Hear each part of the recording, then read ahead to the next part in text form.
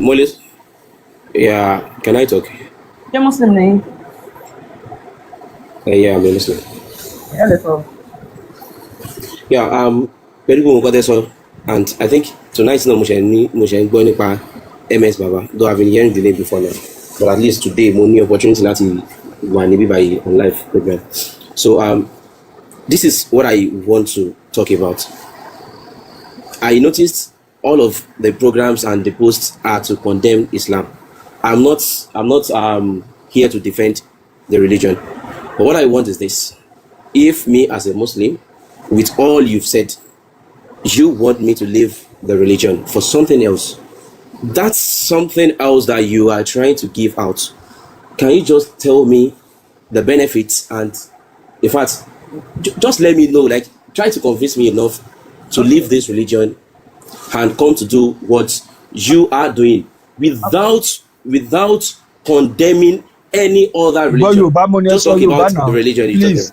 All right. Number one, because of the noise.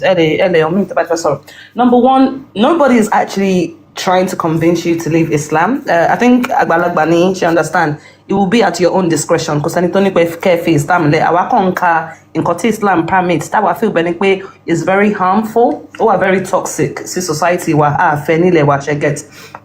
Number two, if you ask me personally, mommy of all kuffars, in Kotimo offer in a common sense, at a logic, at a reasoning, to be able to think for yourself, not to be bounded by a book that tells you how you go enter bathroom, that tells you which hand you go chop with, that tell you how to wipe your yash. Emi feel by the pain bring any development. Quran and Islam, no science, no education. Enjoy TikTok all over the world. Islam can create a Quran, if you create science, paracetamol olagbara ju Quran. That's a fact. Theory ban 4 minutes in share ko magbe Quran to surah to Fatiha bin kokoma maka. No, malo lo paracetamol. You understand? So that's common sense and logic and reason. So in contempt offer in here, as for king convincing Kefi Islam, that's not what I'm here for. That's not my job. I'm just here to read what Allah says in the Quran and what Muhammad says, sallallahu alaihi wasallam, what it says in the hadith. That's it. Emi Bashirimi, I'm an atheist. I don't believe in any God. I don't believe in any spirituality. So I don't have nothing to offer you. I have, if you want me to advise you, walk, be a good citizen, follow the rules of your land, and be a decent person. That's it. That's how I live. All right. If you are preaching logic and reason, then what is your objective truth? Like, what standard are you using to define what is right or wrong? My brain, my darling, my brain still works. Brain in main function. Your brain? Yeah. All right. If your brain do function. Because even sorry. Mr. Before you score, be Mori and Gemma. No. Okay. Now, to be Mori and Emma Ejo, meeting because of the noise. Emma Bino. Timbati soro toma meet Majake soro. Teba be omo. Moments of ancestors when ancestors was still a Christian. This was a couple of years ago. Moni teba be omo, even from we are 6-7 months old. I pretend pe omo yen sheyin shake. Pretend pe nke. You will see an automatic reaction from most of these children. Empathy long penye. They feel bad, they feel guilty. But because they are children, voice, they will cry to express themselves. Oh, one bear. This is an experiment you need to experiment. Eminisi, for the past 10 years, I be atheist. Mofi eru Christianity because in Christianity lobby me see. But I'm divorced with Jesus. My life is moving on so much better. I don't judge people anymore. I have a different setting. Like my brain was completely rewired. So listen, for the past 10 years, Shemoni criminal record. I don't serve a God. I don't pray. Am I still eating? Absolutely. Because I have to work my yash off for my money. She understand? So I'm an atheist. I don't offer any religion to anybody. I offer your own reasoning and common sense. I've not prayed, I've not fasted for the last 10 years. Nothing will happen. I go to work, I make my money, I pay my bills, I look after my son. And then one day, me too, I go buy, I go one day. That's it. Alhamdulillah. In Christianity, ni man liar because I feel like, have I done enough to enter heaven? Constantly thinking about this heaven. Now I don't dream all that nonsense dream anymore. When I divorced that religion, Shaitan, I be devil, he left me as well. Do you understand? My life is, the quality of my life is so much better. Mo feel like pé mo ti achieve more when I divorce religion. Because some things that way I need láti ṣe fúnra wa, we leave it in God's hand. God go gbẹ̀san, God go do this, God go, especially us Nigerians. Ó ti pọ̀ jù, God go do this. No. If you fuck me here in a real life, I will F you harder. I want justice here. I don't do afterlife justice. Because a dead man cannot do anything. A dead man cannot make money anymore. Once you are gone, you are gone. Nothing. That's how I feel. So I like to enjoy the benefits while I'm alive. That's it. Again, for a few minutes uninterrupted.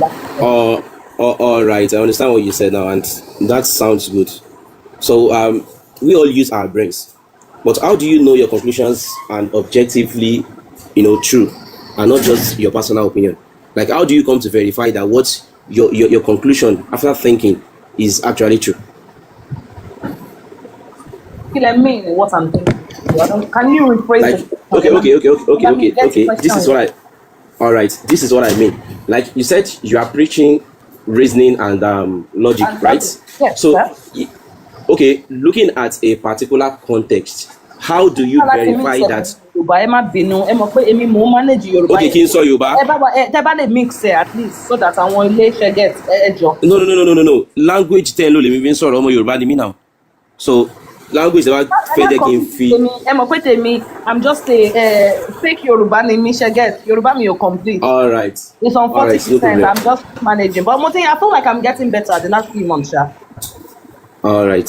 Ohun tí mo mean ni pé tẹ́ bá ro làákàyè yín tẹ́ fi ro ọ̀rọ̀ kan.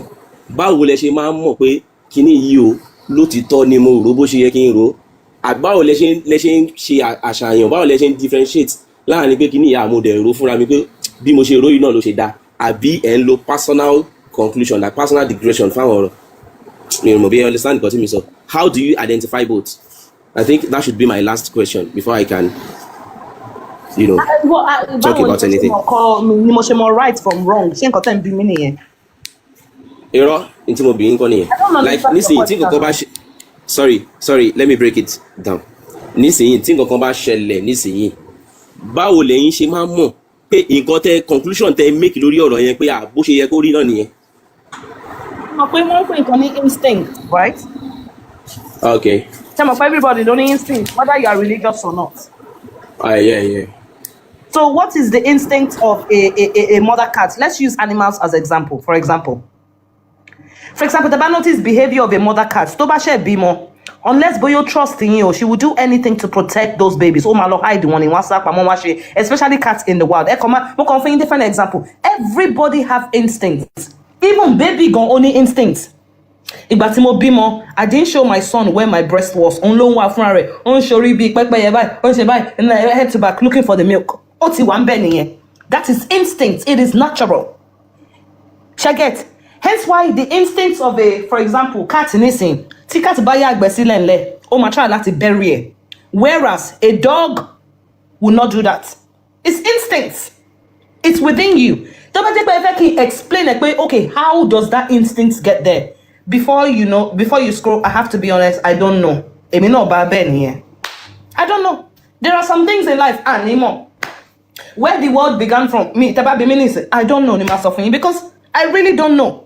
Because for me, even if I know that information, it doesn't pay my bill. It doesn't make my life easier. It doesn't mean pé timba overspeed. He send me letter, fine, £70 tickets. It's not going to change anything for me. I live my life, and when I'm gone, I'm gone. That's me. I'm not going to lie to you. Survival of the fittest. All right. I understand. More understanding context of Tony saying, you being a free thinker now, and you are preaching your own free thinking. Then, how did Islam come to this? Báwo ló ṣe tún kan Islam pẹ̀lú gbogbo nǹkan tẹ́ ṣàlàyé yìí nísìn? Because tí máa fún yín lálàyé nísìn, ẹ dúró ẹ ṣe sùúrù.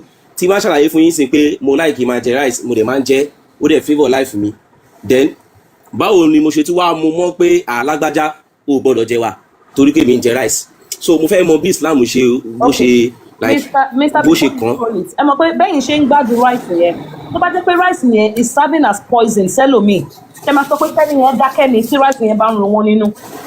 Mo máa ṣe mọ̀ pé you can eat something, ó lè má affect mi, èmi lè jẹ́, ó lè affect mi. So rice tẹ́yìn ń gbádùn yẹn, tẹ́lòmíì bá jẹ́ tó bá ro wọn nínú, Can you stop, or is it fair? So fair for you to stop that person from speaking about it?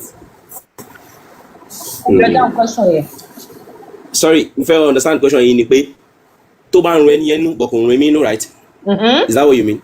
Yes. Ó ń run ẹni ẹnu kò ń run èmi nínú. Yes. Rice mo kan hypothetical là ń ṣe right now. So rice tẹ́ ń jẹ yẹn, ẹ̀yin sọ pé okay, èmi ń jẹ rice so èwo ló kàn yín? Mo wá sọ pé the same rice tẹ́ ń jẹ tẹ́lómi bá jẹ tó bá run wọ́n nínú tó give them bóyá food poison àbí upset stomach.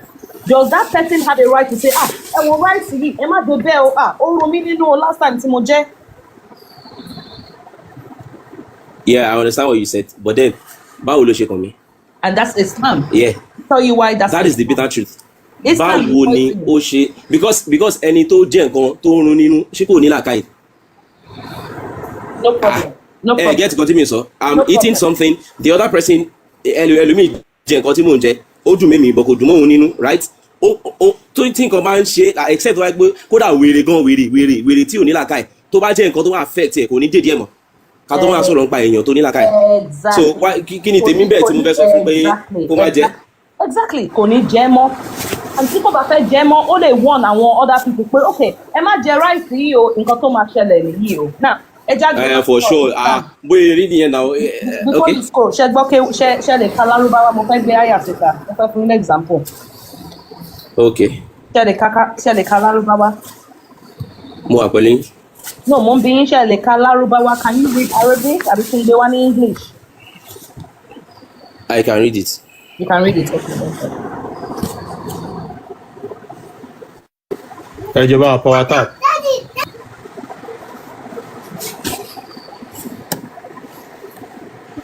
Ẹ bá power tap.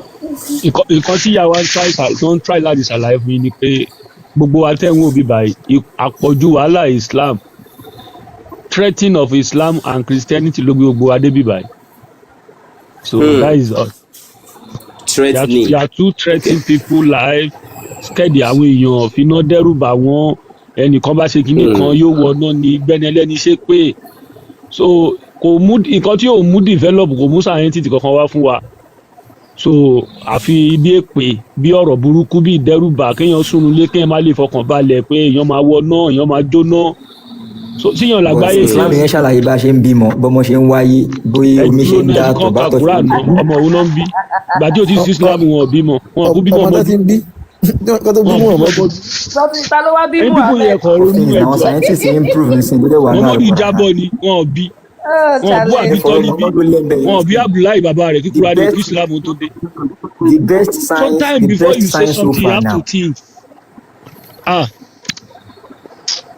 Mami of Kufaru ṣe mọ̀ pé apart from pé wọ́n ti ń bímọ kí Muhammadu tó dáyé àwọn biology náà ti ṣàlàyé bá ṣe ń bímọ so a lè máa rádà follow biology cause ó wà provable. Biology is more factual, yes. It's real. All right, before you scroll, Ikra. Okay.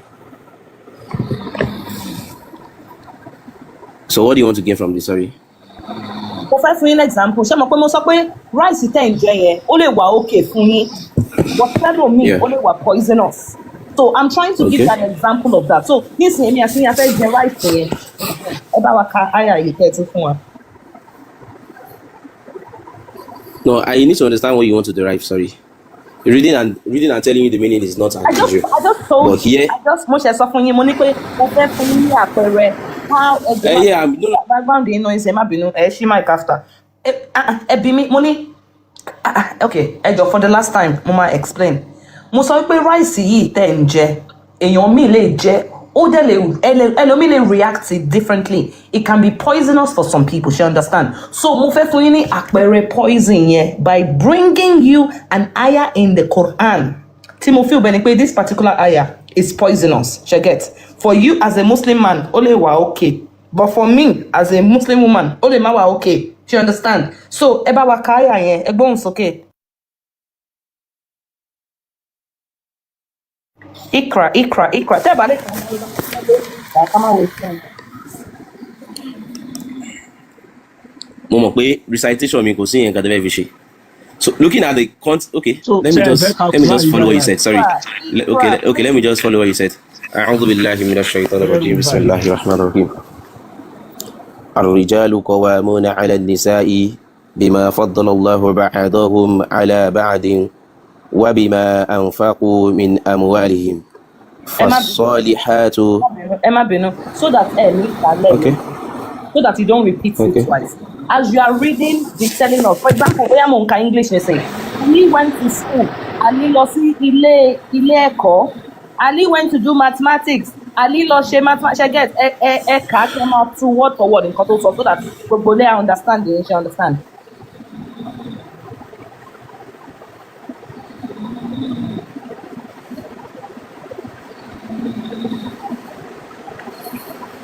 Ikra.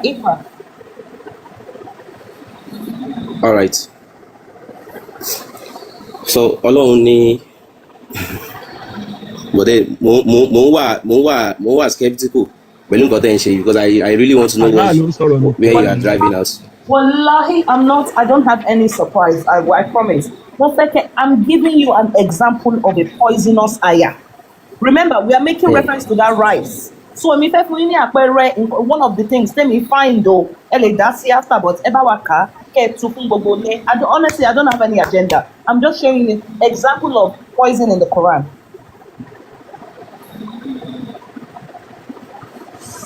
Okay. So Ọlọ́run ní ar-rijalu qawwamuna 'ala an-nisa. ẹjọ Allah ló sọ̀rọ̀ ní Quran kò ń sọlọ Quran is word of Allah. Ifá ni ohun Ọlọ́run Elédùmarè. Allah ní pẹ̀lú.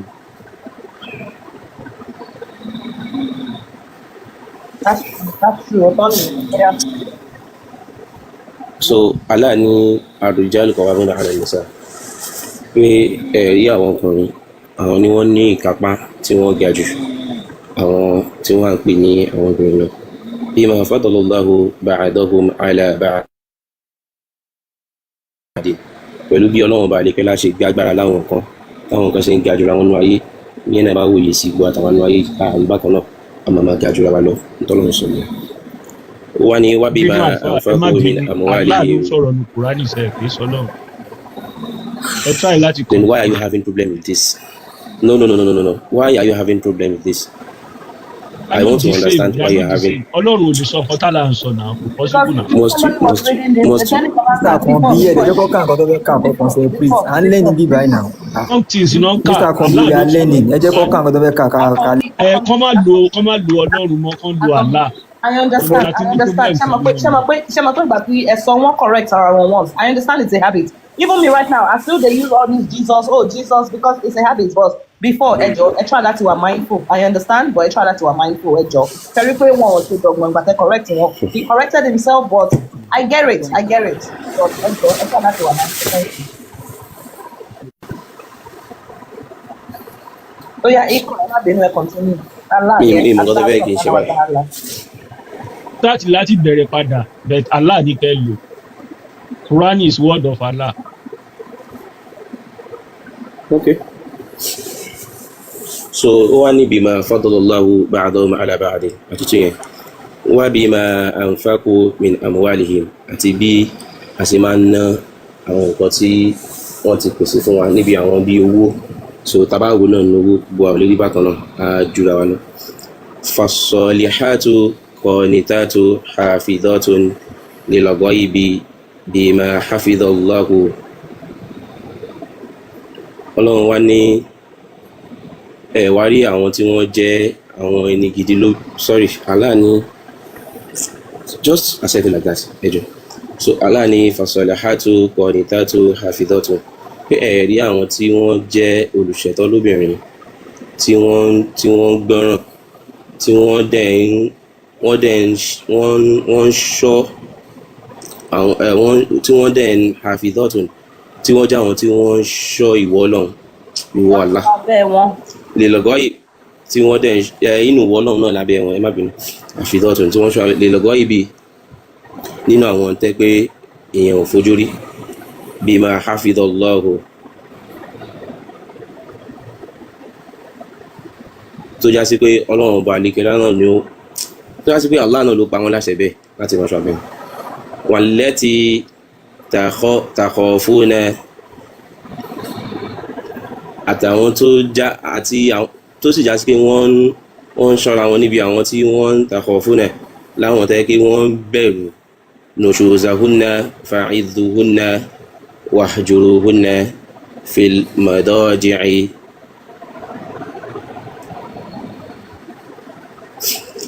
tó já sí pé wọ́n dẹ̀ ń tí wọ́n advise wọn. It is skip one line. It is skip line. Okay. Ibi tó sọ no shoes àbí no shoes yẹn. Only as for your women who you fear rebellion, àwọn obìnrin tẹ́ ẹ fura sí ẹ ti ní start yẹn.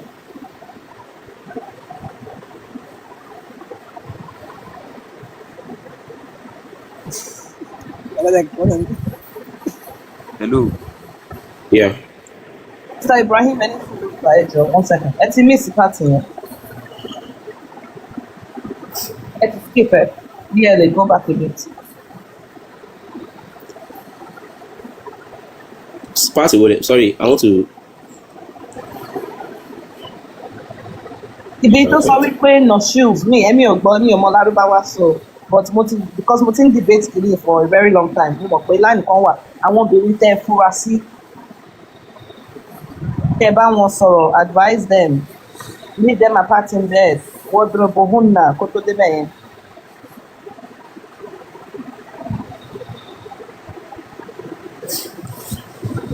Sorry. Okay, start from line number 5. Start from line number 5, Ejo.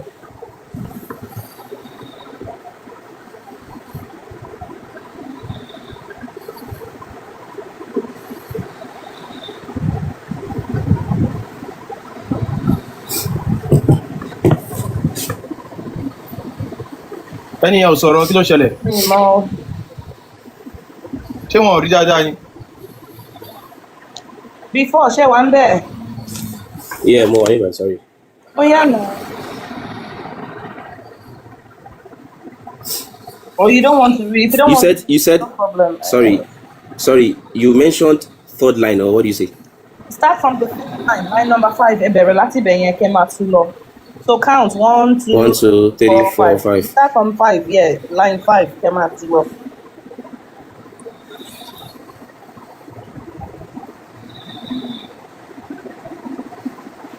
Ṣé wọ́n ti rí ibi tó ti ní kọ́ pa wọ́n nu àyà yẹn tó fi lè ta ni ó ṣe wá lè báyìí ẹ ká kínní náà. Ẹ ká kínní náà. Before ẹ má waste time wa now. Yálà. Èèyàn kan ní is crying irọ́ before ṣe wà ń bẹ̀. Before wọ́n náà ń ké ní comment section o wọ́n ní sura to crying. As a comment section, Sorry, you said.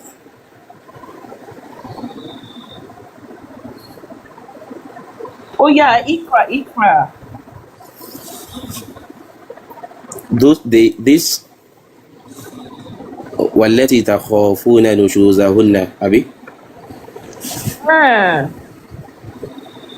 No shoes anymore. Why? Thank you, Ben. Oh yeah.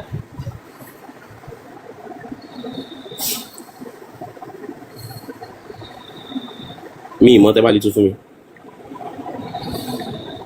Ṣé kàkà yín ká lọ English ẹ̀? IMS títí táìmù ti tó táwọn mùsùlùmí máa sá fún kúrò báyìí. Ẹ jọ ṣe before. Kò sẹ́ni tó sá fún Quran. Ṣé máa tún fún mi sẹ́? Ṣé ẹ rí nǹkan tẹ́ ẹ̀ ká ni àbí wo ẹ̀ ká kínní náà? bóyá kí slim yìí sáré bá wọn tún tiẹ̀. No, ẹ gbọ́ nǹkan tí mi sọ. Àwọn èèyàn wà níbi dátà làwọn èèyàn ń lò náà. Tí ẹ ṣe sùúrù tí mi bá mọ̀ ẹ ṣáà lè tún fún mi. Ẹ tún fún mi. Ẹ jẹ́ bá mọ̀ ẹ jẹ́ sọ pé ẹ mọ̀ adé move forward ẹ kàn dákẹ́ síbẹ̀ yẹn ẹ sọ̀rọ̀ náà kò dá náà. Àwọn èèyàn fi dátà wò wá náà. Ta ló ń sọ̀rọ̀ tó ń sọ pé àwọn kan fi dátà wò wá? Àwọn èèyàn fi dátà wò wá tá a bá gbéyàwó fún yà expect yín kẹ́ ká kẹ́ tú ẹ̀dẹ̀ ta fún dátà rọ ẹ̀dẹ̀ sọ̀rọ̀ ẹ̀dẹ̀ ká ẹ̀ sọ anything ẹ kàn ṣe fún ẹ kàn fún mú àmọ́ tó ń ṣẹlẹ̀. MS ẹ máa ṣe sùúrù ẹ̀fẹ́ sọ nǹkan ó táwọn ṣe èèyàn fẹ́ sùúrù gbà Mr. máa Slim ẹ kẹ́ ẹ understand wọ́n wé àwọn èèyàn ń lo data now ẹ̀yin náà mọ bí nǹkan ṣe rí Naija now. ẹ ṣe sùúrù mo ti sọ fún yín sí ẹ ti ń já wọn tí wálẹ̀ má sọ ní pé so ẹ ti ń já wọn yàn tí má sọ a pé lè mi já ò wọn wálẹ̀ àwọn èèyàn náà ló máa sọ pé ẹ ṣe àjẹká àwọn sùúrù èèyàn sọ̀rọ̀ a ti fún wọn ní enough time now mi ò láì bó ṣe ń ṣe ìlà ṣe ń pè wọ́n pé kán ka kínní ó nǹkan mà kán ti ka lọ kán láti ẹjọ ẹni tí mò ń bá sọ̀rọ̀ tẹ́lẹ̀ dà èyí ṣe táwọn kúrò tó jẹ́ pẹ́ lómi mo tún gbóhùn ẹ̀ báyìí kò sáburú níbi téèyàn bá lóhùn mọ̀ nǹkan tẹ́yìn bá tún fún mi àti sóṣà níbi tá à ń lọ níbi tá à ẹ̀yin ń lọ. lẹ ti ń tú kúrò àyè látòkè bọ̀ wá náà wáyé tó jẹ́ pé bẹ́ẹ̀ lẹ dé tẹ́lẹ̀ yẹn ọ̀nà tí mo wáyé tó fi rí bẹ́ẹ̀. ṣó wá jẹ́ṣẹ̀ tí ń bá sọ pé mi ìmọ̀ nǹkan ni ẹsẹ̀ ó ń yìí ṣẹ̀ṣẹ̀ náà fún mi náà. ẹ̀yin ni tíjà Ó ṣe lè lẹ ti kọ́ wa ní èdè. ṣé ṣẹ̀ṣẹ̀ lọ́jíìkì Islam ò ní ṣe- ṣẹ̀ṣẹ̀ oníbèrè wà ẹ ṣe sùúrù, ẹ àwọn ṣe tó ń sùúrù, kọ́ ẹ ṣe náà sùúrù. wà. ṣé So, that lọ́jíìkì is Islam ló for sọ you. fún yín pé mo ti dẹ́ṣẹ̀ bí mi ṣe dáhùn yẹn ni. ẹni sùúrù kárí pé ẹ tú kúrò àyè láti bẹ̀rẹ̀ débi tẹ́tú dé yẹn. ẹ má bínú A máa wò kálẹ̀ pé yìí tẹ́ ẹ̀ ń bóyá sọ̀rọ̀ ẹ lọ torí mọ̀. Ọlọ́run torí Ẹ understand? ọ̀tọ̀ lẹni tí mò ń bá ẹ sọ̀rọ̀ wo bí tẹ́lẹ̀ ẹni ọ̀tọ̀ yẹn lẹni tó tún bísí sọ̀rọ̀ ni ẹ sí. sá ẹ wojú bí ẹ Ẹ wojú fi- screen ẹni yẹn bísí ni wọ́n ti wà offline Okay. báyìí wọ́n bísí ni. ms ẹ má yẹ kí conversation yìí wà open to argue. kò sẹ́ni tí ò lè sọ̀rọ̀ náà ẹni tó bá mi ì ṣáà bí láti wá ó argue fẹ́ pẹ̀lú gbé yín. àyà yẹn wá ní ẹjọ́ ṣé ẹ má bínú ṣé afá kan wà bíbà tán kakéwu ṣẹ́nìkan gbọ́ lárúbáwá bíbà tó lè bá wa tù. lárúbáwá yẹn gangan ni mo fẹ́ to be honest. Slim wà ń bẹ́ẹ̀ ó ti ń interject láti ẹ̀kọ́. all right go ahead bóyá Slim lè try go ahead Slim. before you know ẹ má bínú mo máa mute yín for now. Salamu ìyá ti kájí ìṣirà wà ẹ̀yà ti sọ̀rọ̀ ẹ̀wà tó lẹ́nu. Mr. Ibrahim ẹ kalẹ̀ bá wa tù. ẹ kalẹ̀ o kí ni nǹkan tẹ́ ń dá sí nǹkan tẹ́ ń sọ látara nǹkan sí mi understand ẹ kẹ̀lẹ́ kalẹ̀ kọ́kọ́ bá wa tú àyà yìí àyà o tó wà lójú big screen. àyà o ni Surah An-Nisa ayah number 34. لا تقل الحر فينا لأسمه كيرا يت إجنال اسمه الهجو فينا الحر فينا يا في لا أكسنا التوهي مال وجه أسفيلا أكير لا تسمعوا لفيه سلاه كإثبال أرض فيه so bubuti mo pe mbere emotion pare like because anything so bitwan to go kile ma pai so anything ko tunu ma bu aju kẹ̀lẹ́ bá wa tú àyà yẹn because àyà yẹn kọ́ lè ṣe tú so ẹ bá wa tú. no feel la asina de hakobi le arda ibo to won pole ko se lowe kilo tun wo tu aya ba ti won mo Ina, I don't give a bumble rascal about Allah's language. Are you okay? I need to excuse this ó life ti fa kò kànáà. make sense kò wá educative mọ́. kò wá educative ìgbà tá a gbéyàn wọlé ta ni kò ka nǹkan ẹgbọ́n nǹkan tó ń kà kó sì kan tó wà lójú bọ́ọ̀dù ló ń kà wọ́n dẹ̀ ní kẹ́yìn kà ẹni kò make sense Bẹ́ẹ̀ni kò ọkọ̀ wa wá. jáná sí Ó wá kà á. ẹni ò fẹ́ make sense. Àwọn méjèèjì dẹ̀ lulẹ̀. Ìkan wá. Like that's supposed to impress anybody. Go impress Allah with Lárúbáwá. Allah lẹ ṣáà ń ṣe fún. Day of judgment Lárúbáwá ló máa sọ fún yín. Ẹ jọ̀ọ́. Before you gbogbo àwọn tó kú sọ fún kò sí ní tó gbọ́ nu gbogbo wọn torí lot of percentage àwọn muslim tí ò gbọ́ ohun nǹkan tó sọ ló pọ̀ jù so ẹ ti tẹ̀síwájú ìyá wa. Okay, SBG. Yeah, good evening. Ekaleo. Hello. Hello. Hello. You're Muslim, eh? Yes, I'm a Muslim. Okay, ẹ bá wa ka àyà yìí. No, mi ò wá sókè. Ẹ má bínú mi láti mute yín ayé kòtò ni mo fẹ́ mute. SBG ẹ bá wa ka àyà yẹn ẹ jọ̀ọ́.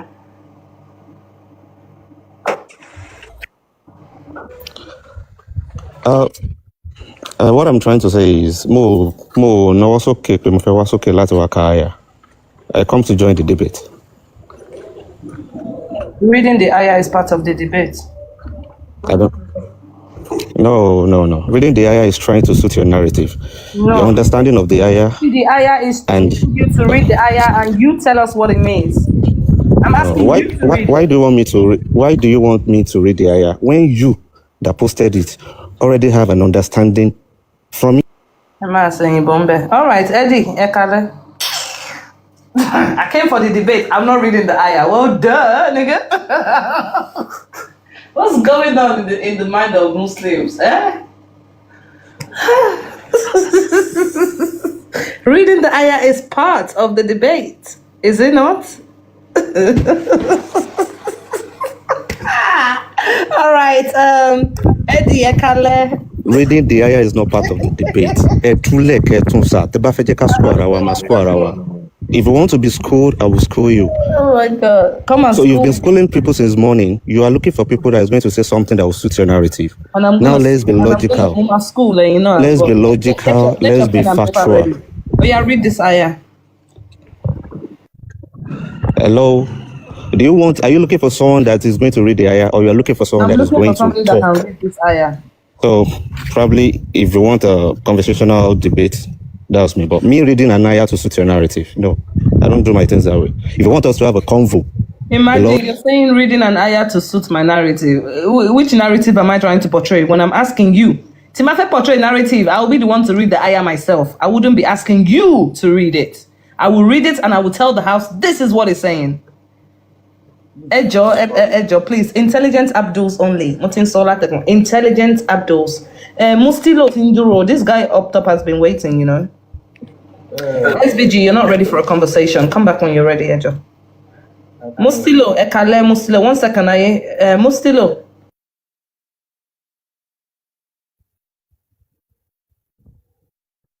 Okay, SBG, are you ready, or you're not done crying yet? And talk to Ayekoto is also the fact that you use the word crying just shows how you take things past. I'm not taking it personal. You're taking it personal. Are you ready for a conversation, or you're ready for a conversation? But you need to read let's have it. Let's have it. Read the I'm ayah not here for the ayah. There is something that leads to the ayah. It's the context of what you are bringing in. So let's converse. You want people to learn, or you want people to read ayah? I don't care what people do. It's your life. I just said it now that the platform is for people to learn. So let's learn. When I come off TikTok, I go back to my normal life. It's your life. So it is not about me or you. It is about the platform. Why can you read Larabawa? Can you read Arabic?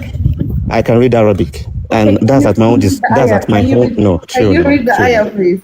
Why should I read the ayah? Why? Because one of your brothers failed. So no, you asked him to, and he decided to go on with it. That's his own. Come on, you're brave. There's a context the guy brought in. You digressed. Why did you digress? You can do it. Go ahead.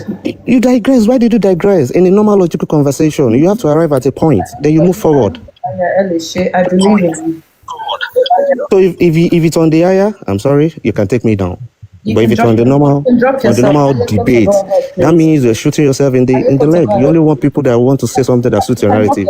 Thank you very much for coming. Ayekoto, go ahead. MSBABA, is this what you're meant for? What? You said you don't want to talk. What do you want me to do? Should I beg If you want us to talk, let's talk. Ayah is something This is not your platform. in. This is not your rules and regulation. If you can't follow the rules, drop That's yourself. what I'm calling MSBABA. MSBABA, is this a conversation right, or to read ayah? Me, I'm going to mute. Just let me know and I will take my... Kí ló ń ṣẹlẹ̀ ẹ má bínú ṣé ní ikọ̀ kò ka Quran ni àbí o. Gbé mi sókè. Ẹ ti wà lókè Mr. Ibrahim, ẹ ṣe sùúrù.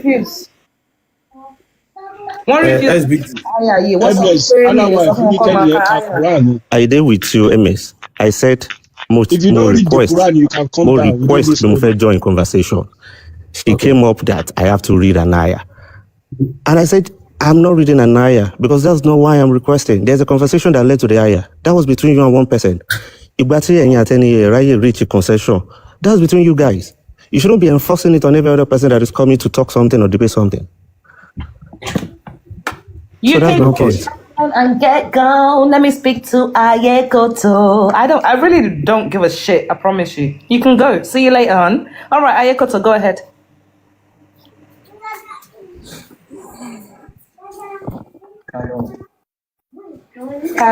Ayekoto ṣe Muslim ni SBG nǹkan tó ṣe ní pé nǹkan tẹ́ bá lẹ̀ ṣe get òun ni wọ́n ní kẹ́ dá sí yẹn nǹkan tẹ́ bá lẹ̀ nìyẹn. Ṣé wọ́n lè read Lárúbáwá wọ́n ní yes. Right? So because Boboto was looking at, he couldn't read it. So I just want understanding of this verse and we can move on. But for some reason, he said he's not here for that, he's here for debate. But reading ayah is part of a debate. MSBABA, I remember vividly when you were quoting hadith. Please, sir. When you were quoting an hadith, She was reading it, the transliteration you were quoting in Yoruba, but the hadith you were reading were in Lárúbáwá. So if you want a conversation to is come it that you cannot read Arabic? yes, I can read Arabic. Yes, I can. Okay, good. You can't. One day buying go English. Oh yeah, good. Are you cool now? I can't. Shut it up. Oh yeah, I can't. Expect every Muslim to speak Arabic. It's not your mother's tongue. Yes, I can't. Okay, so Moving can forward. I Shemole bring English? You can always bring anything. It's That's a all comfort. you had to ask me. Gosh, you're my brother. No denial. Yeah, so just say bring the English, no problem.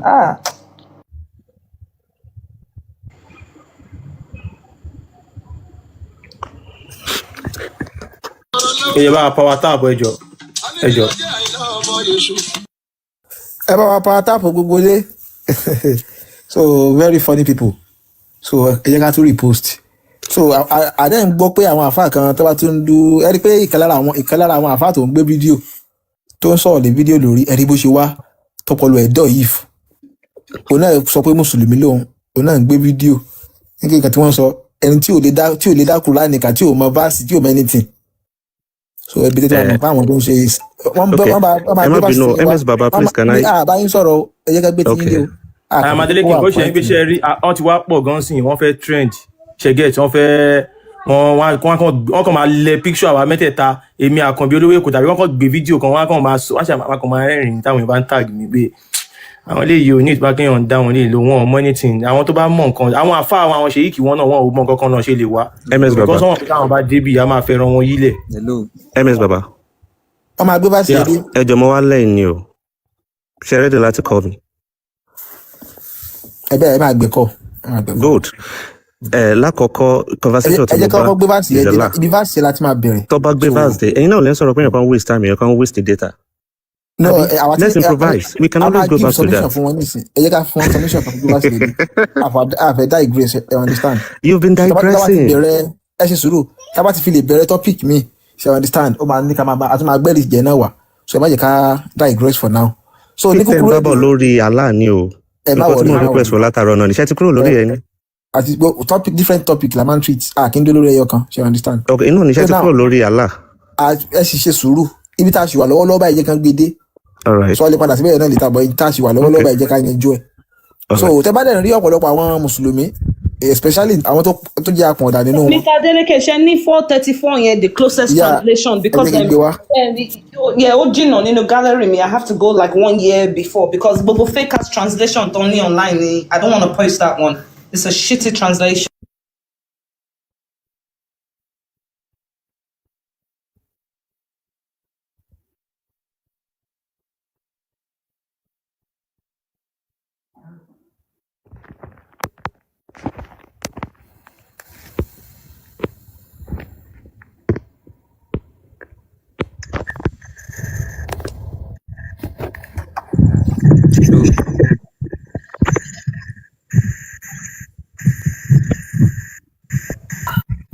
Mo ti gbé dé.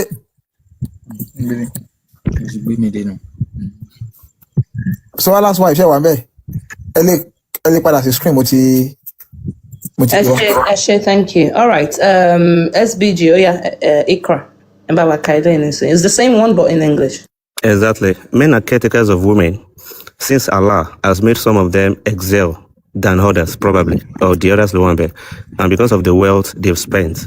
So the righteous women are obedient and guide the property and honor of their husbands.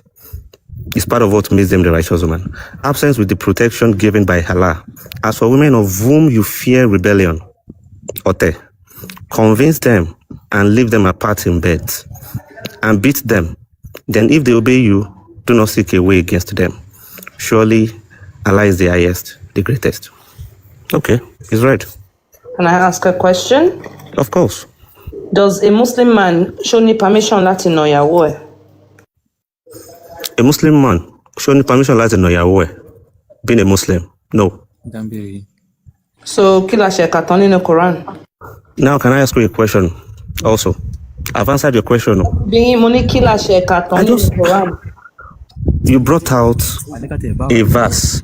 In fact, in to interesting me, One second. mo fi sọ pé mo fẹ́ join, tó mo fẹ́ jẹ́ kí MSBABA call me gan nìyẹn. Probably tó bá fún mi ní a broader understanding of context. Can you repeat the ayah, please?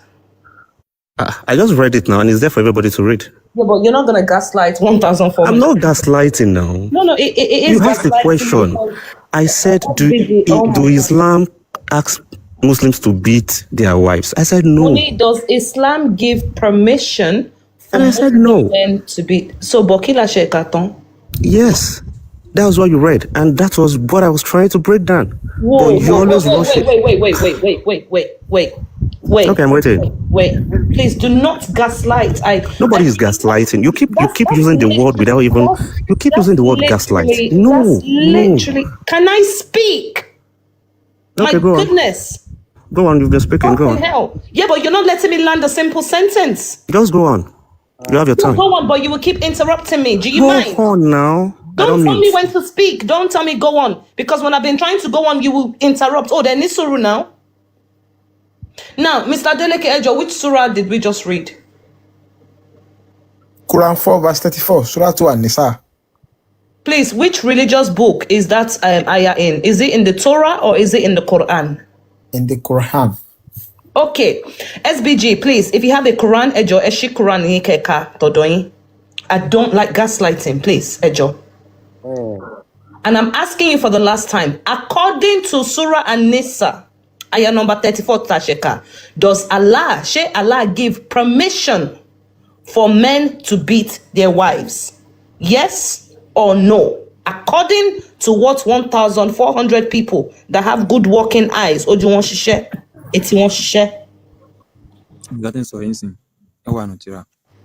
not talking to you, Ibrahim. So let me answer.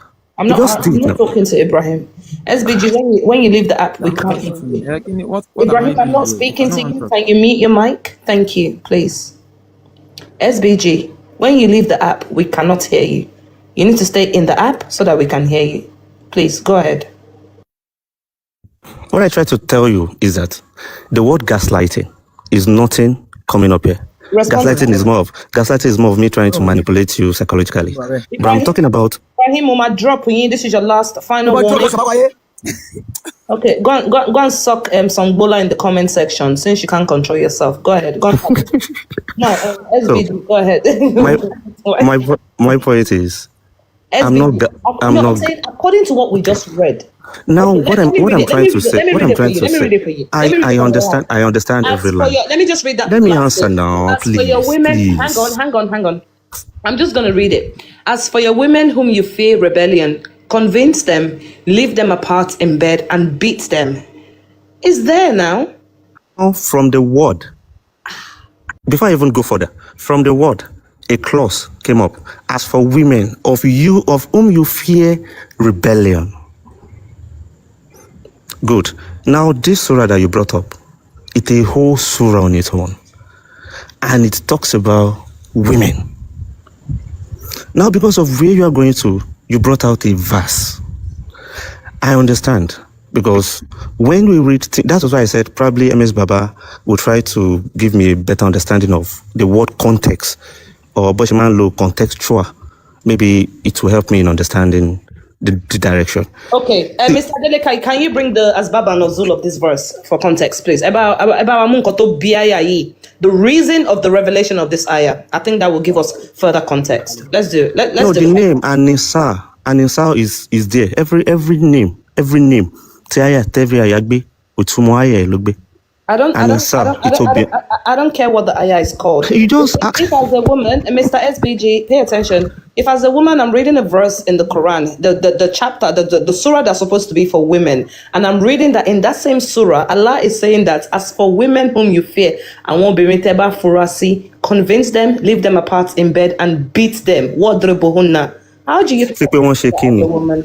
As for women whom you fear rebellion. Don't worry, we will read what happened. Ayakoto, please. Can oh my goodness. I can't speak to so many erus at the same time, guys. Please, Ejo.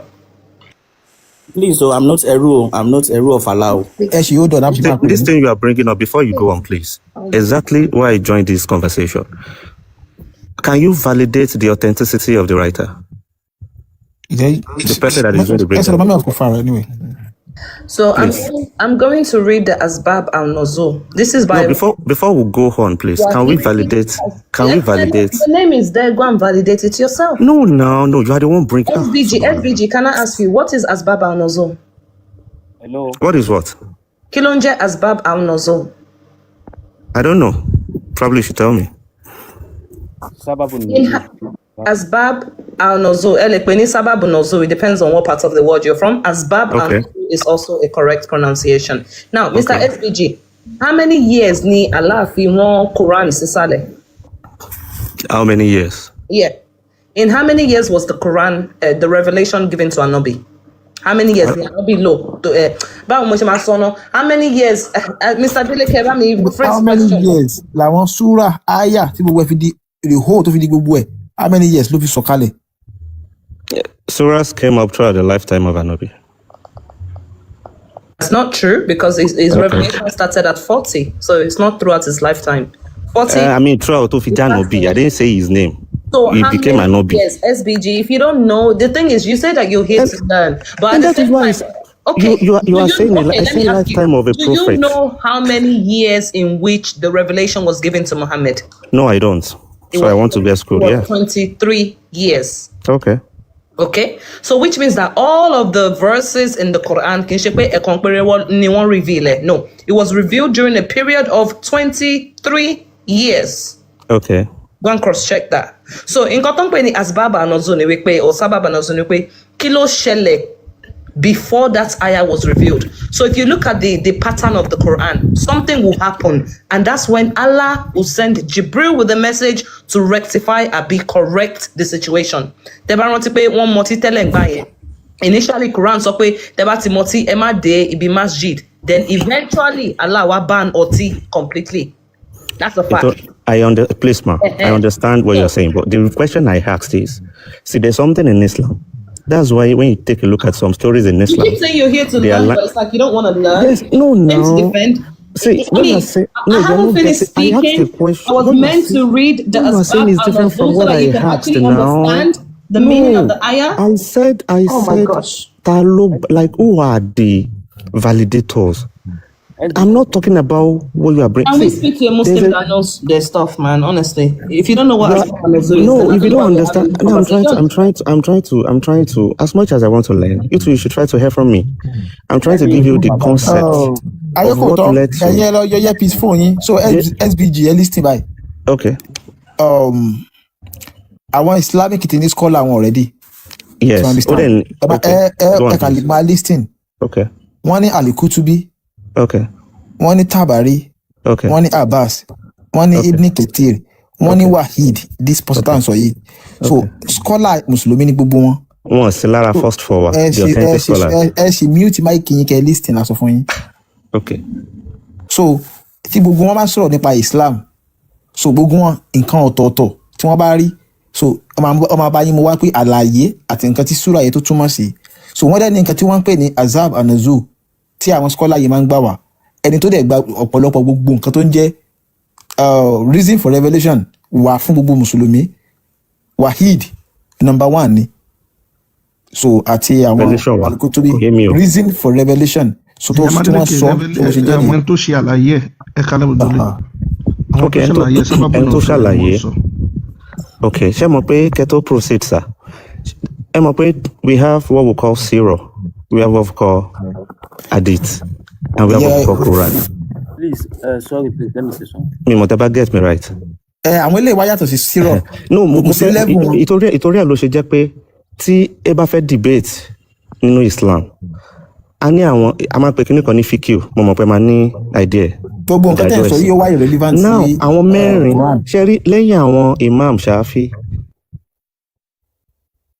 Mr. SBG nípa àwọn ìmáàmù mẹ́rin yẹn kò sẹ́ni tó wà bíbá tí ó mọ̀ wọ́n tó ń wò wá gan wọ́n mọ̀ àwọn ìmáàmù mẹ́rin yẹn. Nǹkan tó ṣẹlẹ̀ ni pé Kùránì tẹ́ fẹ́ gbọ́ yẹn gangan ìṣẹ̀lẹ̀ tó ṣẹlẹ̀ tí Kùránì yẹn fi ṣẹlẹ̀ òun ló fẹ́ kà fún yín. Tẹ́ bá ní ẹ fẹ́ ti Wàhídì wọ́n lè fún yín ní ti ẹlòmí bí àti Màúdúdí wà ṣẹ̀gẹ́tì tẹ́ bá fẹ́ ní kẹsọ̀ aláwa ìfẹ́ lè ka kíní yẹn fún wọn Okay, please go on. I'm sorry, this is just pure gaslighting. It is not gaslighting, please, ma'am. It really is. It really is. I know what I'm saying.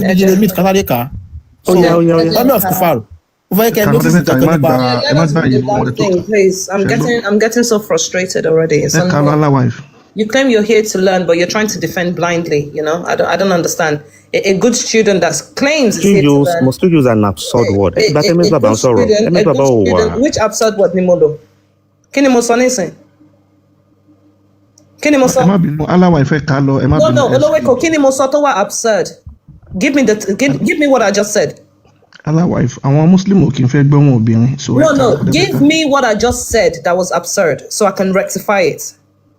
So I know not to say to you next time. Tell me exactly kini mo sọ tó wà absurd.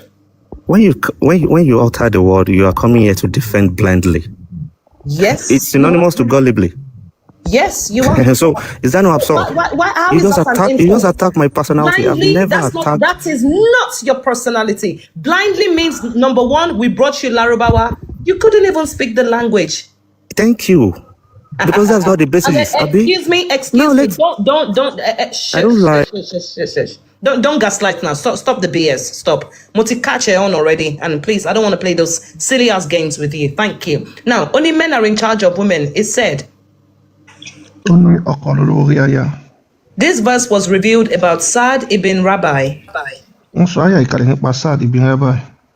which was one of the leaders of the helpers. And his wife Habiba bint Zayd bin something Zuhay.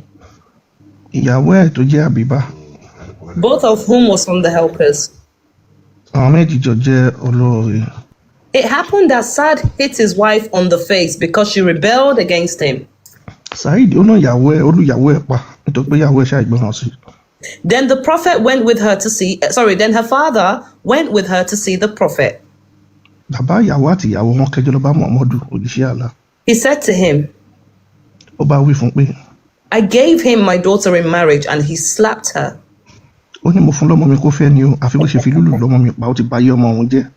The prophet then said, let her have retaliation against her husband. As she was leaving with her father to execute retaliation, the prophet called them back and said, come back. Gabriel has come to me. MashaAllah. And Allah exalted, He is revealed this verse. The messenger of Allah said, we wanted something whilst Allah wanted something else. And that which Allah wants is good. Retaliation was then suspended.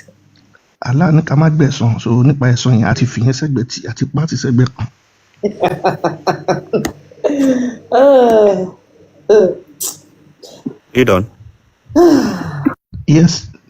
Okay, now can we now attach this back to the surah? No, allow if I continue.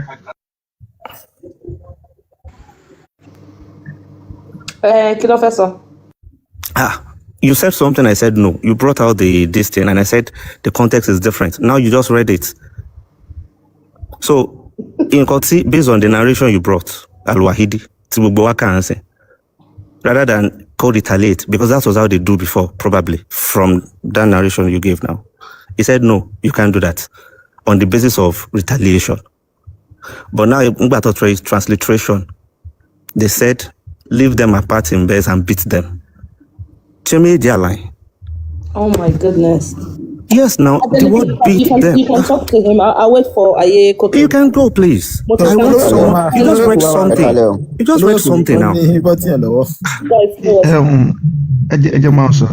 SBG, now, thank God, you read something out, and from what we both say, into Gbogbo Ajogbo, she be got to what see in narration there, to the sope. Yes. Wa malo besheka tefe.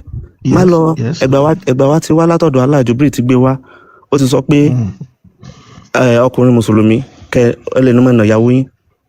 Okay, so tí o bá yẹ yín ṣe tí rí ìta kọ́kọ́ kà yẹn. No, no. Ìṣẹ̀lẹ̀ tó ṣẹlẹ̀ Okay, ni. go on, please. So ẹ jẹ́ ká wá ka àyà lẹ́yìn tí ìṣẹ̀lẹ̀ ṣẹlẹ̀. Nǹkan tí Allah wa ní kó máa ṣe fún ìyàwó wọn la wá fẹ́ kà sí. Ṣé bí àyà tó wà ní tí ó ẹ gẹ́tì kọ́ tẹ̀ kàn sí. Nǹkan tí Allah ní kó máa ṣe gangan wá ní àyà sí. Men are the caretakers of women.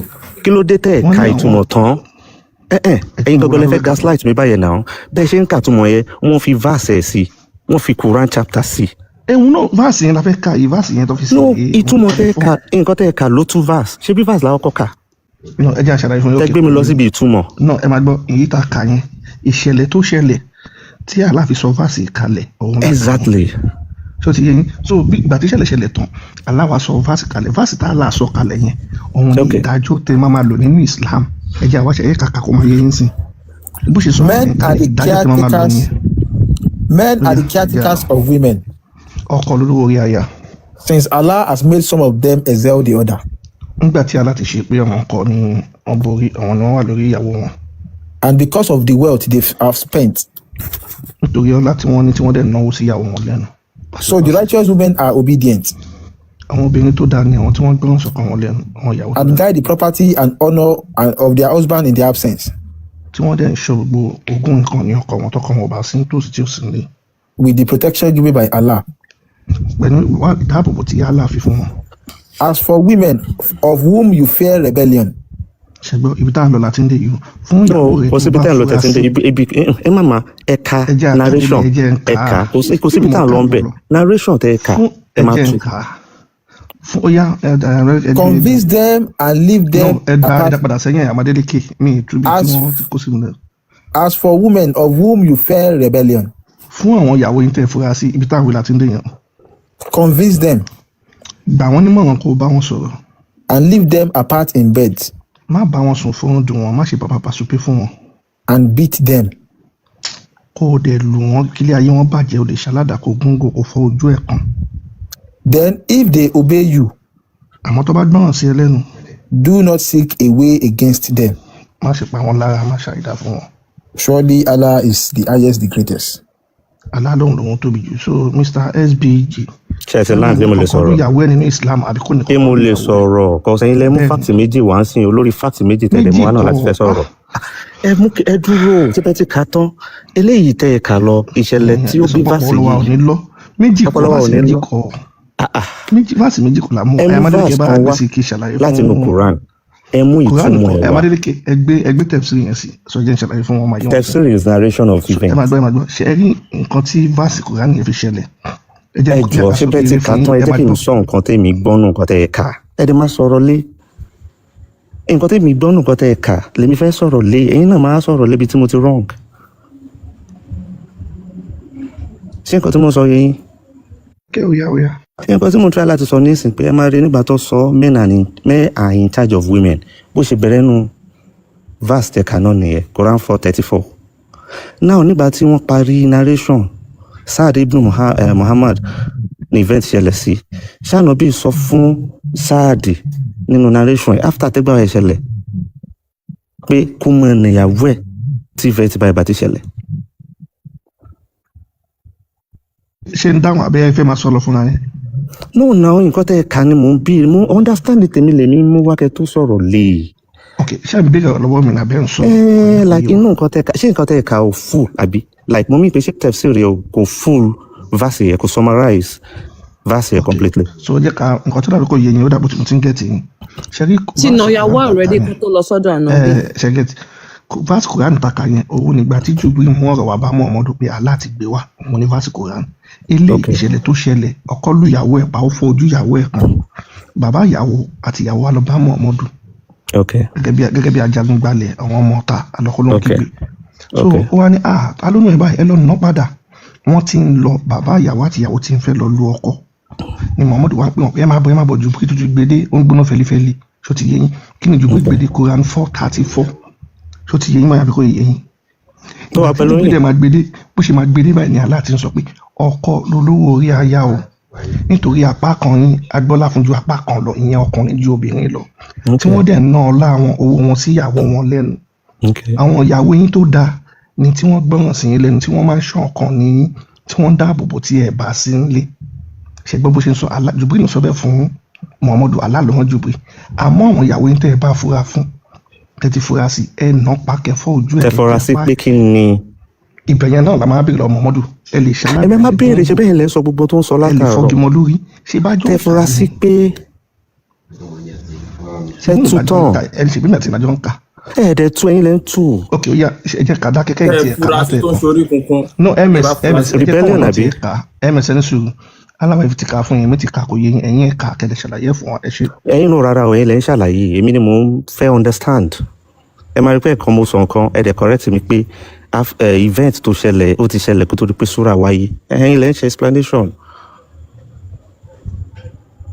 ẹ máa gbọ́ báyìí sìn ẹ̀yin bí ẹ̀kẹ́yìn kọ wà ẹ̀ka wá ṣe yé yín ká gbọ́ ibi bó ṣe yé yín ẹ ṣe. ok ẹ̀yin ti ṣe limit ẹ ti explain bẹ́ẹ̀ ṣe lè explain fún mi àgbà. so ẹ̀yin ẹ fojú àwa wò bí ẹ máa yẹ ẹ ṣe. lákọ̀ọ́kọ́ náà ẹ ṣe gan fún time mi ẹ má bínú everybody kémi tó bẹ̀rẹ̀ ọ̀rọ̀ lórí ilé mo fẹ́ bí ms ẹ̀ pé mo ti sọ nǹkan tẹ́lẹ̀ tẹ́ ẹ sí available tèmi àti mọ́mí ọ̀ mama tàjọ́ ó ti yàn tàjọ́ ń drag kí ni ẹ understand pẹ̀lú context so nǹkan tí explanation tèmi fi lè jáde rárá tọ́ nìyẹn tó bá yẹ pé perception yín lórí context ó yàtọ̀ ó máa àti ṣe rí nǹkan tèmi fẹ́ sọ ó máa le because context òun ló ń jẹ́ kí nǹkan ní ìtumọ̀ ọmọ tó fojú burúkú wò ìyá ẹ̀. òun nìyí. okay. so ibi tó ní pé tá a bá fura sí wọn as for women whom you fear or suspect so wọ́n ti ṣàlàyé ẹ̀ ti bí báyìí. okay. so it says as to those women on whom part you see ill conduct only pé meaning the woman who you see ill conduct with her husband for example when she acts as if she's above her husband disobeys him ignores him dislikes him and so forth. Many explanations. So these are the types of rebellion that could occur in a woman that allows a Muslim woman to be their wife. Okay, no, thank you, Mama. Ẹ má bínú pé mo lo Mama mi, mommy of Kufar or something. Mo kò shorten it. Thank you. Now, from what you're explaining to me, tóbìnrin bá ṣorí kókún, nǹkan tí Allah tó sọ fún Muhammad nìyẹn. But nínú tafsir tó kọ́ ṣe clarity lé lórí tó jẹ́ ká ní full understanding surah ẹ̀ or aya ẹ̀ kò sọ tán ó kò sọ débi pé. asbaba nozul ni mo kọ́kọ́ gbé wá oh my god. ọ̀nà ni mo ń sọ eléyìí ò dúró lórí pé òun ti fi ṣe òfin. I'm done. ẹ má dẹ́kẹ́ ẹ má bínú torí àwọn tó ń gbọ́ wa ẹ má. You don't need to take you got something. I'm trying to bring out something. Àbí tafsir tẹ́ kọ́ gbé wá ibi tó ń ti end ní ibi tó ti ní kán padà kán má lọ retaliate kò sọ́tán kò ká tán débi tó bá ná ìyàwó ó pé ó ti dòfin. nǹkan tó ṣẹlẹ̀ káyà yẹn tó drop nìyẹn ṣé mọ nǹkan tó ń jẹ́ asbaba nozul. mo lérò pé time tó fẹ́ lọ padà lẹ́sọ̀ káyà drop. He doesn't know what asbaba nozul is. Please let's bring someone that's more knowledgeable. time tí wọ́n fẹ́ lọ ẹjọ́ ẹgbọ́ tèmi ẹ má lé mi. aláwọ̀ ẹ jẹ́ ká kan àtẹ̀sí wọn tán. ẹ̀yin lẹ sọ pé ẹ̀yin má lé mi nǹkan tẹ́ ẹ sọ náà ní this time tí wọ́n fẹ́ lọ retaliate ní jùbírí ìgbé ayá wá. That's what you said and that's what we read. Tájọ kàn bí báyìí nínú tafsir yẹ if I'm right like you said why they were going wọ́n fẹ́ lọ retaliate pẹ̀lú bàbá. ẹ má bínú Mr. just call me Mubarak. Okay, Mr. Mubarak, okay. Ní bíbá ìsìn nǹkan táwọn ń béèrè lọ́wọ́ yín ni pé kí lẹ rí sí Allah tó ní kí ọkọ lu ìyàwó ẹ̀ nǹkan tí wọ́n ń béèrè lọ́wọ́ yín látàárọ̀ bí akẹ́kọ̀ọ́ ṣe ní ṣókí. That's a direct question now. Wọ́n ti béèrè lọ́wọ́ bí akẹ́kọ̀ọ́ yín okay direct question sí kí lẹ rí sí Allah. tó béèrè tẹ́lẹ̀ ni pé ẹ̀ma tó ń gba ọkọ nímọ̀ràn pé kó lu ìyàwó ẹ̀ níṣòro kí lẹ rí sí torí ti bá jẹ́ ọkọ àbúrò yín ti bá lò good definitely nǹkan tí mo rí sí ni pé based on nǹkan tẹ́ screenshot àti nǹkan tẹ́ lẹ̀ mọ́ ojú fúnra nǹkan méjì ló wà ńbẹ̀ mo rí pé Allah kan wà tó sọ pé ẹ ṣe kẹ́ ìyàwó tó bá ṣe báyìí mo dẹ̀ rí pé Allah kan alìsẹ́mọ̀lá náà sọ pé ẹ báyàwó wí ẹ nà àbí lórí ti nínà èmi ò rí pé Islam tèmi ń ṣe kò sáwọn ibi tó wà tí ìsọ̀nà kọ̀nà méjì tí Allah yìí kan náà tó ti sọ̀rọ̀ lórí bẹ́ẹ̀ ṣe máa báyàwó yín ṣe kódà tẹ́ bá fẹ́ kọ̀ wọ́n so ètò rẹ̀ ni mo ṣe ní ó tó rí pé tẹ̀síwájú if you want to have this convo ṣe understand the context ètò rẹ̀ mo ṣe ní aláàyè náà tẹ́ bá tún ìwé tálàyè kọ síwájú o. sálà tó ní ọkọ ní kọ́ lu ìyàwó ẹ̀ kan mo ti sọ ṣé ẹ̀gbọ́n nǹkan tí mo sọ ní ìsìn ni. ok ṣá ewé aláàyè ṣó dáa àbí kò dáa tó fi ní kọ́kọ́. ok aláàyè tó sọ ń bíbá pé kọ́kọ́ náà ìyàwó òun náà ló tún sọ pé kọ́kọ́ sì kẹ́ ìyàwó. àmàlọ́ dájọ́ bí ó ti ní kọ́kọ́ ṣe kéèyàn ọ̀yẹ́ kákọ́ dájọ́ bí ó ti ní kọ́kọ́ lu ìyàwó. irọ́ ẹ máa kó méjèèjì pọ̀ kó méjèèjì wáyé pọ̀ ni. ṣé nǹkan tó dáa lẹ́nu tó ní kọ́kọ́ lu ìyàwó ẹ̀. ṣé nǹkan tó dáa ni ẹni tó ní kọ́kọ́ náà ìyàwó tó kọ̀ déédéé ní kọ́kọ́ náà ìyàwó àbí ṣé nǹkan tó dáa ni ká máa nà ìyàwó ṣé n tẹ́ fẹ́ lónìí. màá gbọ́ ẹni tó àwọn láṣẹ kọ́ lọ lu ìyàwó ṣé nǹkan tó dáa ló sọ yẹn pé ọkọ lu ìyàwó ẹ̀. ọ̀dà ní tí ò dáa ni àbí ṣé mo ti dá yín lọ ṣe gbọ́ mi. Oh my goodness. mo ní tí ò dáa ni àbí. ẹ ti dájọ́ so kí ni nǹkan tó gbé yín wá gangan ṣé ẹ máa ń sọ̀rọ̀ nípa àlá. thank you. ẹ jẹ́ ká wá bọ́ síbẹ̀ mo rí pé bẹ́ẹ̀ ọ̀gọ̀lẹ̀ fẹ́ wà tẹ́lẹ̀ so. torí pé èmi máa ń láìkì àwùjọ àwọn onímọ̀ yìí àwọn ọlọ́gbọ́n just like and mo ti máa ń rí fídíò yín lóòrèkóòrè tó máa ń wá sí FYP mi yẹn mo máa ń gbọ́ yín dáadáa àmọ́ nǹkan kan wà tí èmi value mo value àwọn tó máa ń ṣe ìwádìí torí pé lóòótọ́ we have access to information we have access to a lot of information mo gbọ́ lẹ́ẹ̀kan táyìn bí èèyàn kan pé ọ̀rọ̀ wo ni Islam gbà dé North Africa Islam tí ò dé North Africa gbogbo ayé ànábì long after tànábì ti kú ló tó dé North Africa wọ Western Africa so my point is ìgbà tẹ́ bẹ̀rẹ̀ sí ní sọ̀rọ̀ lórí Allah pé òrìṣà ni ṣàwà pẹ̀lú mi MS. a ní ṣìgìdì ní ṣìgìdì. ẹ sọ pé ṣìgìdì kí ni ṣìgìdì bẹ́ẹ̀ sọ́dà má lè ní ó yàtọ̀ sórí ìṣàbí. bẹ́ẹ̀ ni ṣìgìdì ní nǹkan tí wọ́n mọ̀ òun sùn kò kí ń rọrùn kàn máa wà ń bẹ̀ ní tẹ́bá rántí òrìṣà ń kọ́ òun kì í sùn òun dẹ̀ kí ń rọrùn. òrìṣà ń kọ́ èèyàn olóríṣà so ìyàtọ̀ ni. ok èèyàn ní òrìṣà but time tẹ́ni yẹn jẹ́ èèyàn wọn kì í pè lóríṣà àbí. ó máa ti máa ṣe àwọn nǹkan tó lágbára báwọn tí wọn kì í wọn ní òrìṣà ìyá ẹni òrìṣà ẹni ní bàbá ẹni òrìṣà.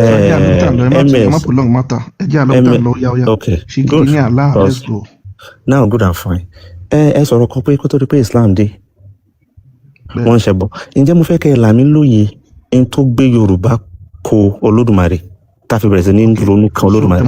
báyìí sìn ibi tẹ́ lọ yẹn níbí báyìí a máa sọ nípa Islam nìkan tẹ́ bá fẹ́ mọ̀ nípa Yorùbá ṣé Islam nìkan ni ẹ máa gbọ́ tẹ́ bá fẹ́ mọ̀ nípa Yorùbá tẹlẹdùmarè tẹ́ bá ní àwọn tó tún dàgbà jọ wá lọ́nà you can ask other people. ẹ sọ̀rọ̀ Olódùmarè ló jẹ́ kí n mú wá o. ẹ máa gbọ́ níbí báyìí sìn a máa sọ nípa Islam Muhammadu Allah Saudi Arabia Quran tafsir gbogbo ẹ̀ báyẹn zero àtọ̀tọ̀ máa ń sọ bíbá yẹn. ok ẹ má bínú pé nítorí pé mo rí pé sọ̀rọ̀ bá Olódùmarè ló jẹ́ kí n fẹ́ mú ní understand kó má jẹ́ pé nǹkan tí mo fẹ́ sọ pẹ̀lú àwọn ìwádìí tèmi náà lóòótọ́ ni ẹ̀ parọ́ ẹlẹ́bọ ni wọ́n nílẹ̀ Lárúbáwá kó tó rí pẹ́sìn dé àbí àmọ́ kó tó rí pé ẹbọ dé Lárúbáwá mímọ̀ ṣé ẹ nígbàgbọ́ nù pé wọ́n ń ṣàwọn kankan kó tó rí pé Islam dé rárá nílẹ̀ ní àwọn ilẹ̀ yòókù kó tó rí pé kíní dé kó tó rí pé Christianity abẹ́ni religion dé báwo ṣe ẹ ní idea bí ayé ṣe ń form bó ṣe ń operate. ẹ lè ṣàlàyé fún wa tẹ́ bá máa bá fún kẹ́kọ̀ọ́ sí. ẹ mọ̀ pé ẹ̀yin. ẹ má drop mi nǹkan tí mo fẹ́ sọ ni pé ẹjọ́ tí olówó èkó bá ti fẹ́ máa tú bí a network ni. tí olówó èkó bá ti fẹ́ máa tú ọ̀rọ̀ yẹn kó máa tú pẹ̀lú nǹkan tí ó wà nínú ẹ̀ ní kó má máa fi àjàsà sí tàbí ajá náà sí kan sí ẹjọ́ nǹkan tó bá ti wà náà ní kẹ́ máa tú báyìí tó dẹ́ dúró tó ń sọ̀rọ̀ bíi látàárọ̀ yìí gbogbo nǹkan tó ń sọ gan kò make sense èèyàn bíi mẹ́ta ti bẹ́yìn nìkan sọ̀rọ̀ látàárọ̀ àní kókó ọ̀rọ̀ ọ̀jẹ̀ kẹ́yẹ́ bọ̀dì sọ̀rọ̀ náà àwọn èèyàn wà nísàlẹ̀ tó fẹ́ sọ̀rọ̀ náà. ẹ má bínú. mo rò bọ́ ní àǹfààní gbàgbọ́ Islam àti Islam àǹfààní. kókó ọ̀rọ̀ tẹ́ ẹ̀ ń retí ṣé bọ́ káyà jáde ni èmi yìí ṣàfà èmi kàn nífẹ̀ẹ́ sí ìmọ̀ ni torí pé gbogbo. ẹni bá fa àkànṣe bínú sí i. ẹ má drop àfa yẹn náà. ó normal. ó dàbí nẹ́tíwọ́ọ̀kì ni o àbí ọmọdé tó náà drop wọn tó bá ó normal kan bínú sí i. ms ẹgbẹ́ àfa yẹn wọlé padà tó bá wọn tó tọ́ lọ́n drop wọn. àfa kan wà sọ̀rọ̀ lókè ní ti lọ́n tiẹ̀. bọ̀ kọ́ máa drop wọn ìfi wọn lẹ̀. ok ẹ má bínú torí àsìkò ó normal kan bínú sí i. wọ́n ní bí bọ̀dá ìṣe ń sọ̀rọ̀ bí àwọn àfa kan ló tún sọ bẹ́ẹ̀ ṣiṣẹ́ rí. ó normal kan rí bẹ́ẹ̀ torí pé. drop àfa yẹn fúnra ẹ̀ ló drop. so mo ti rí Mr. Barak kódà pé waste time ṣìgìdì lálá ṣẹ́ni mi waste time ṣé bẹ́ẹ̀ fẹ́ waste time ṣìgìdì ní àná àgbẹ̀ Mr. Mubarak, ẹ jẹ́ ń lòdù ẹ̀ fún yín. ṣé bẹ́ẹ̀ ti ṣàlàyé tó mú yín débi ṣe. Ẹ jẹ́ ń lòdù ẹ̀ fún yín, Mr. Mubarak, ṣe gidi ní ẹ má wulẹ̀ lóòdẹ̀ níta ẹ ti mọ̀ ni ẹ má jà waste time. ẹ ti sọ pé no waste time. ẹ̀yin ti sọ nǹkan ṣé bẹ́ẹ̀ ti sọ nǹkan tí aláàbí ẹ jẹ́ tẹ́ ń sọ fún yín. No, number one, ṣe gidi ní Allah. Two, ẹbọ tí wọ́n ṣe ní Mẹ́kà wọ́n yìí ṣe dísìn sẹ̀mísẹ́mì wọ́n ti mọ̀ mi sẹ̀mísẹ́mì tí Islam tó bẹ̀rẹ̀.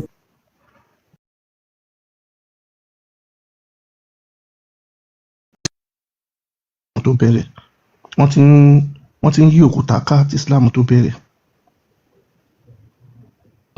Wọ́n ti ń gbàwé Ramadan tí Islam tó bẹ̀rẹ̀. Wọ́n ti ń kírun tí Islam tó bẹ̀rẹ̀. So tẹ́ bá ṣí máìkì ní wàá fẹ́ sọ ẹ jẹ́ ká sọ ẹ mú ẹ ṣe pápápá ká lè bẹ́ẹ̀ lómi sọ̀rọ̀. lórí gbogbo nǹkan tẹ́ ẹ sọ yẹ kò sí rọ́ńbẹ́ lẹ́yìn Ramadan tẹ́ ẹ sọ bẹ́ẹ̀ ni kò sọ wọn tí mo ká bó ṣe ń ka ìjírà tánà bí ṣe náà fi bẹ̀rẹ̀ sí ní ká tó ń jẹ́ Ramadan lórí yẹ. lórí wọ́n ti ń gba Ramadan ṣé tá a bá fẹ́ rí náà ìṣe máa fi Islam múlẹ̀. Ramadan ti wà sí ẹ̀yin kọ́ lè máa sọ bóyá máa fi Islam síbẹ̀. Èmi fẹ́ lákọ̀ máa sọ̀rọ̀ lásán ni àwọn fẹ́ kẹ́sì lérí. Èmi sọ ẹmú ẹ̀dírí wá pé ìjìrá ẹ̀mẹ́rin wá bá Ramadan tó bímọ ọmọdé. Ṣé bẹ́ẹ̀ sọ pé platform yìí kì í ṣe pé kéèyàn kan fi ìdílé jọ àlàbí ṣé bí kò fi mọ̀ ni. Ó ti àwọn èèyàn ti ń rí bí pé ẹ̀kan jẹ́ time waster ni. ẹ mú wá ṣé bí mi sọ kan yẹ mẹ́rin wá. Àmọ́dé kẹ́ bá ń gbé jáde ẹjọ́ Quran 2:62.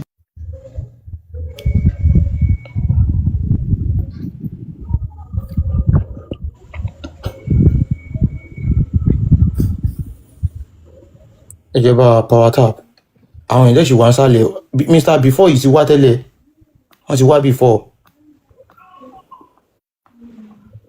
ó yá ṣé ò lélẹ̀. ṣé ẹ lè kà á. Surely those who believe in Allah and those who are Jews, Christians, and Sabians, whoever believes in Allah in the last day and does good, all such people will have their reward with their Lord, and there will be no reason for them to fear nor shall they grieve. May Ramadan be.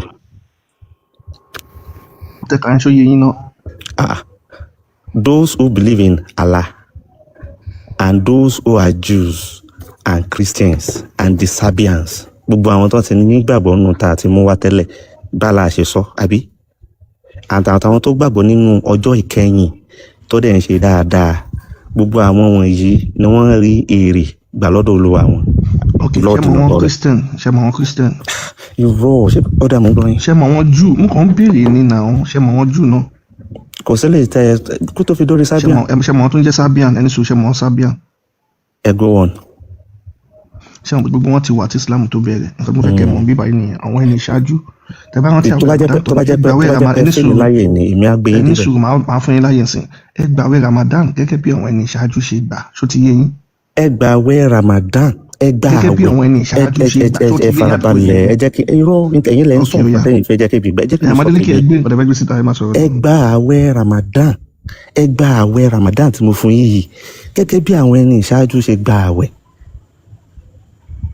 ṣé Jésù ò gbàwẹ̀ ṣé bóun ló gba ti 40 Mósè ò gbàwẹ̀ ṣé bóun ní tàwọn Jews David ò gbàwẹ̀. so wọn máa fún ọmọ ibi síta fún yín sí ṣé Ramadan wọn adé. wọn bá ti gbé ìwé síta fún yín sí kẹka wọn máa gbé síta ní sí ms máa gbé jáde àwọn náà ní lọ́wọ́. mo ní kí ẹ̀sùn yẹn síta ẹ máa lọ Arabic ẹ máa lọ kọ́pẹ́. Arabic wọn lè ká Arabic ni wọn lè ká. ṣe bí Quran lélẹ̀ ẹ̀mí ilé ká. ok ẹni ò lè ká Arabic kò sí English yẹn lọ́wọ́ yín àbí. mi ní.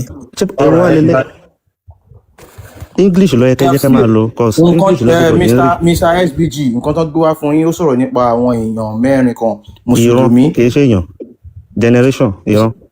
ẹ ṣáà máa gbọ́ nǹkan tí mo bá yín sọ ó sọ̀rọ̀ nípa àwọn ìjọ mẹ́rin kan kristẹni mùsùlùmí Jew àti Sabian so àwọn Sabian yẹn àwọn abọ́ṣigidi abọ́rawọ abọ́ṣùpá abọ́ọ̀rùn òun ni wọ́n so àwọn dẹ̀ ni wọ́n ti ń kírun àwọn náà ń gbàwé Ramadan Allah náà dẹ̀ ló pa wọ́n láṣẹ. wọ́n gbàwé Ramadan òun làbẹ́ tí wàá fún yín kẹ́ farabalẹ̀ bàbá ìyá rẹ̀ ní o láì kí wá ti ní mọ̀ nǹkan ẹ̀ tún débi wọ́n ti fẹ́ fi wọ̀nyí ẹ̀ tún máa ṣagídí wọn gbàwé Ramadan máa gbé jáde fún yín. he is not here to learn mo sọ fún yín. ṣé Quran tẹ gbé jáde ṣe rọgùn. ẹ jẹ́ kí n gbélé sí ẹni yìí. ṣé ẹ ti kúrò lórí Quran tẹ gbélé. òun náà la fẹ́ bá yín gbé sí jàre. ọ̀rọ̀ nípa àwọn Sabians yẹn ọ̀rọ̀ nínú àwọn ẹ jẹ́ kí wọ́n kà ms ẹ jẹ́ ká jẹ́ kí ẹni èmi ò lè ka anyhow thing ẹ máa rí pé time tẹ́ ọkọ mú ẹ chill ẹ má rush mi ẹjọ time tẹ́ ọkọ mú the first tafsir wa mo ní ta ni ẹni alwahidi ìtumọ̀ tó ń jẹ́ kí Islam jẹ́ Islam ni pé ó gbọ́dọ̀ ní ẹ̀rí táwọn ẹ̀rí tán dẹ̀ validate ẹ̀. I don't know this writer. Ta nínú Islam òun ló máa validate pé lóòótọ́ táwọn Islam ṣe. ta ni tafsir Ibn Kathir nínú Islam kò yé mi o. Who is Ibn Kathir? Who is him? Oh no, who is him? mo ti ní kí wọ́n drop me. ẹni ní ta ni Ibn Kathir à ń gbé tafsir wá fún ẹ ní ta ni Ibn Kathir. ms abájọ táfà yẹn wá sórí táfà yẹn bínú ẹwà táfà yẹn bá fà yẹn ti bínú sẹ́ni ọ̀gá. Nonsense. The man knows nothing.